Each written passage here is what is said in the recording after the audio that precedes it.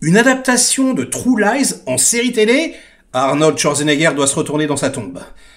Ah non, non, il n'est pas mort, et d'ailleurs lui aussi fait une série Netflix. Bon, qu'est-ce que vous voulez que je vous dise?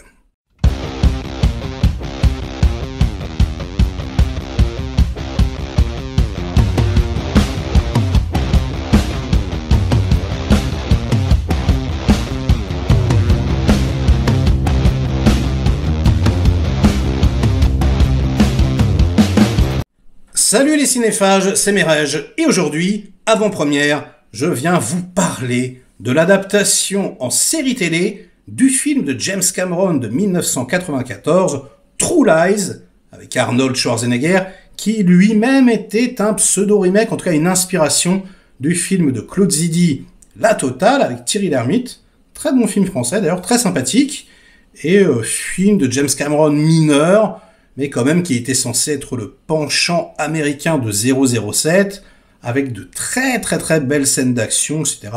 Relativement impressionnant, très bien shooté, une scène avec un avion assez culte, voilà, des explosions, beaucoup de practical, Jamie Lee Curtis qui était quand même assez intense, Arnold Schwarzenegger pareil, Bill Paxton, enfin voilà.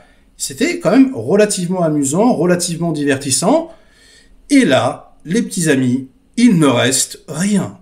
C'est limite une parodie. En tout cas, une caricature. C'est l'enfer. Alors déjà, on est dans une série CBS Original. Donc, vous voyez un peu le genre, un peu NCIS, les experts. Donc, avec une charte graphique où tout se ressemble tout le temps. Sauf que là, on a l'impression d'être dans un épisode des experts très mal réalisé, parce qu'il y a quand même voilà, des experts de très bons épisodes, hein, il y en a même réalisé par Tarantino. Donc voilà, on a l'impression d'être dans un épisode des experts mal shooté, d'il y a 20 ans, complètement surcuté, sans aucune cohérence à aucun niveau. Et c'est juste hallucinant. Alors par exemple, les transitions, on passe d'une scène à l'autre. Mais alors, c'est un truc, alors, on peut pas leur reprocher d'essayer de raconter des trucs, hein. Là, le film de Cameron, il est résumé en 20 minutes. On sait que c'est un espion international, on le voit effectuer sa mission avec combat mano à mano, petits gadgets, voilà. On va scier des barreaux avec des lasers, on va regarder les méchants avec voilà des jumelles qui vont indiquer, enfin des trucs qu'on a déjà vu 1000 fois, sauf que là, il y a des effets spéciaux tout cheap, des combats tout pourraves, mais c'est juste hallucinant. Donc ils sont une équipe, hein, ils sont 4, hein, il n'est plus tout seul. Parce que bon, je sais pas pourquoi. C'est plus sympa d'être à 4. Il y a même une poursuite avec des motos qui tirent à la mitraillette, etc. Enfin, il y a de l'action, des explosions. Bim, il retourne chez lui. Bim, il se fait cramer par sa femme. Sa femme, elle lui dit, mais attends, t'as une liaison, qu'est-ce que tu fais? Mais non, pas du tout, chérie, je vends des ordinateurs. Hein. Parce qu'évidemment, lui, il fait semblant d'être vendeur en informatique. Elle, elle s'ennuie, elle va voir ses copines, elle fait, ah, franchement, au début de notre relation, c'était cool, mais maintenant, qu'est-ce qu'il est ennuyeux. Et puis les vannes super appuyées, hein, des enfants, alors c'est pareil, maintenant il a plus une fille, hein, Harry Tasker, il a 2 enfants, un garçon, une fille, qui sont là, oh, c'est pas comme s'il sauvait le monde. Lol, super drôle. Et tout ça, enfin voilà, hein, donc la mission, le retour, et la deuxième mission, c'est et le fait qu'il se fasse cramer par sa nana, c'est genre 25 minutes. C'est-à-dire, on a résumé tout le film en un quart d'heure, quoi. C'est juste incroyable, et il y a absolument aucune transition. Mais genre, fondu au noir. Donc je vous donne un exemple. Ils sont, je sais pas, en pleine mission, ils vont sauter par la fenêtre, parce qu'ils sont poursuivis par des méchants. Et là, tu te dis, bon, bah voilà, il va y avoir un truc après. Non, non.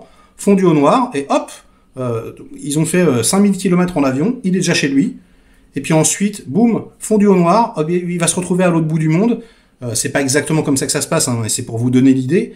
Genre, on passe comme ça d'un endroit à l'autre, d'une scène à l'autre, sans aucune cohérence. C'est juste, mais complètement dingue.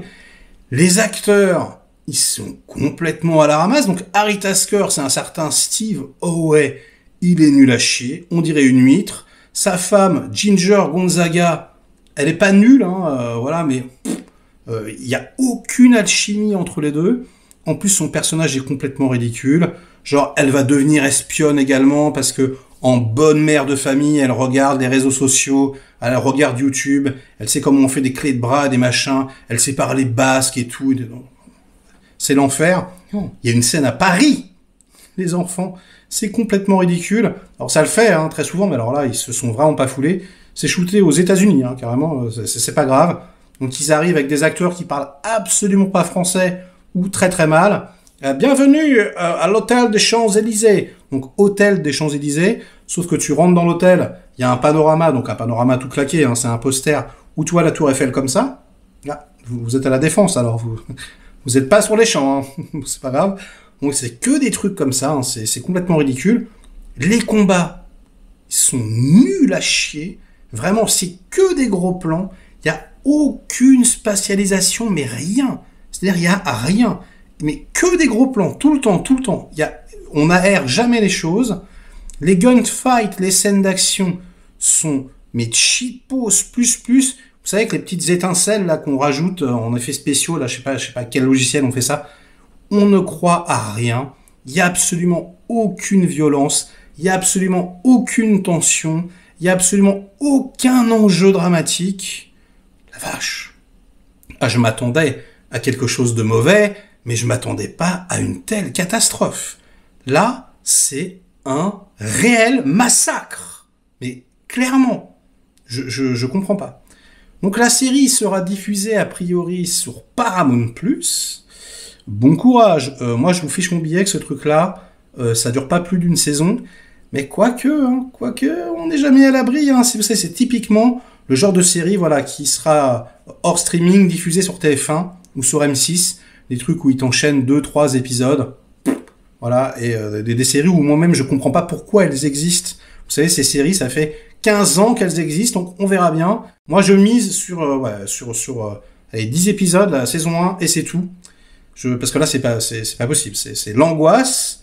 Bon, ce n'est que le pilote. Peut-être que ça va s'améliorer par la suite. Mais très sincèrement, là, j'y crois pas. J'y crois pas. J'ai rarement vu un truc aussi indigent, surtout adapté quand même de quelque chose qui est assez culte, malgré tout. Merde, quoi. Là, ils ont vraiment réellement craqué. Donc, voilà, j'y allais quand même en me disant, allez, ça va être divertissant, on va avoir un petit truc d'action, c'est rigolo, le concept de base est plutôt sympathique en plus. Enfin, voilà, il y avait plein de situations amusantes et là non, il y a rien. Il se passe positivement rien. Donc écoutez, je ne vais pas tirer sur l'ambulance pendant des heures. Je voulais juste vous en faire profiter parce que c'était une douleur intense et réelle pour moi. Donc je la partage avec vous. Et sur ces bonnes paroles, eh bien ce sera tout pour aujourd'hui les petits amis. Donc likez la vidéo si elle vous a diverti un minimum. Délikez-la sinon. Inondez-moi de commentaires comme d'habitude pour faire marcher le petit robot YouTube. Et nous, on se retrouve très vite pour de prochaines aventures. Ciao!